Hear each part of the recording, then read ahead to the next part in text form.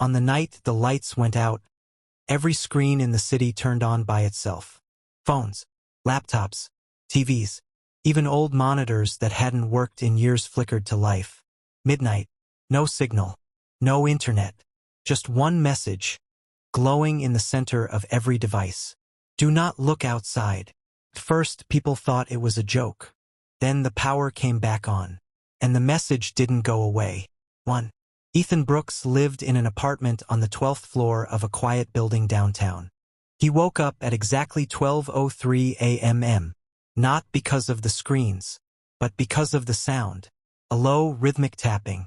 Tap, tap, tap. He sat up in bed, heart already racing. Probably just pipes, he muttered. Then he noticed his phone. The screen was on. Bright. Too bright for 12 a.m. The same message stared back at him. Do not look outside. Ethan frowned. No signal. So how? A second message appeared. You are awake. Ethan froze. Okay. This is weird. He picked up his phone. The screen changed instantly. Now it showed his apartment. From outside, looking in. His bedroom. His bed. His exact position. From the window, Ethan's blood ran cold. No, no, no. He stood up slowly. Walked toward the window. The tapping stopped. Silence. Heavy. Pressing. He pulled the curtain slightly open. Just a crack. And looked outside. 2. Nothing. Dark streets. Empty cars. No people. No movement. Just the glow of distant streetlights flickering like they were struggling to stay on. Ethan exhaled shakily. Okay, nothing. Just nothing. He turned away from the window and froze. Because now, his phone showed something else. A different angle. Not the street. Not the building. But his room. From inside. Behind him. Ethan's heart pounded. Slowly, very slowly. He turned his head. Nothing there. Okay.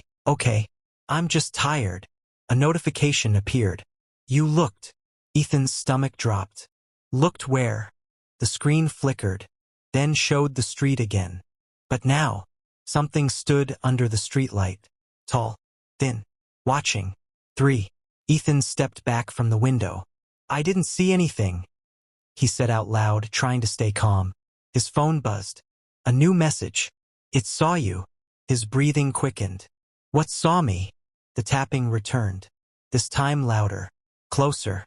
Tap, tap, tap. Not from the walls. Not from the pipes. From the front door.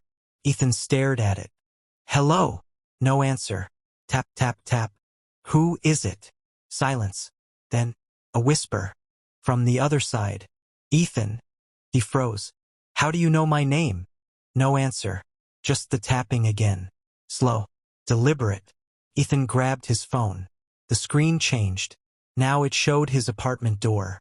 From the outside, the camera angle was too close, too real. Something stood in the hallway, just beyond the camera, watching, waiting for. Ethan's voice shook. This isn't real.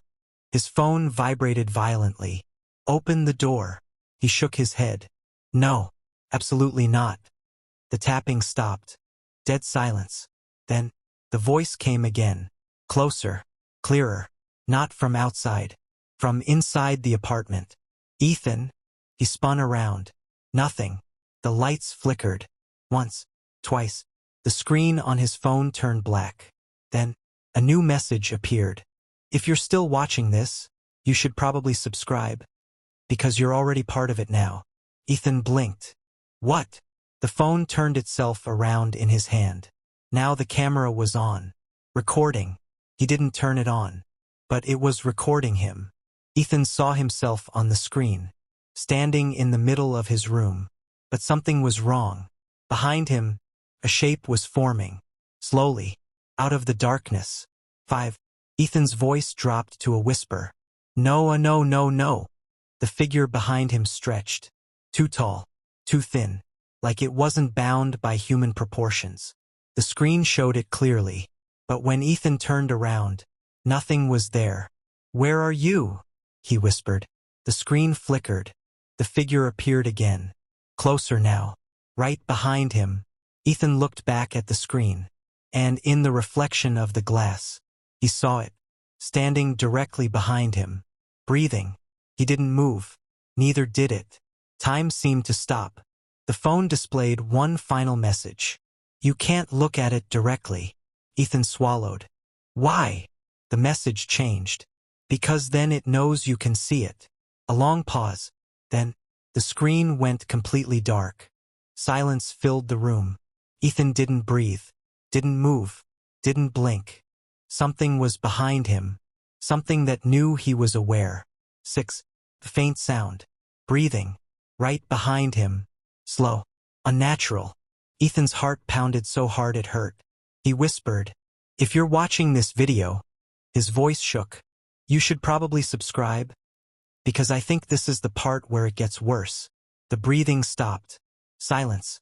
Ethan slowly lifted his phone again. The screen turned on by itself. And on it, his own face, smiling. But he wasn't smiling. 7. The next morning, the city was quiet. No alarms. No traffic. No people. Just screens.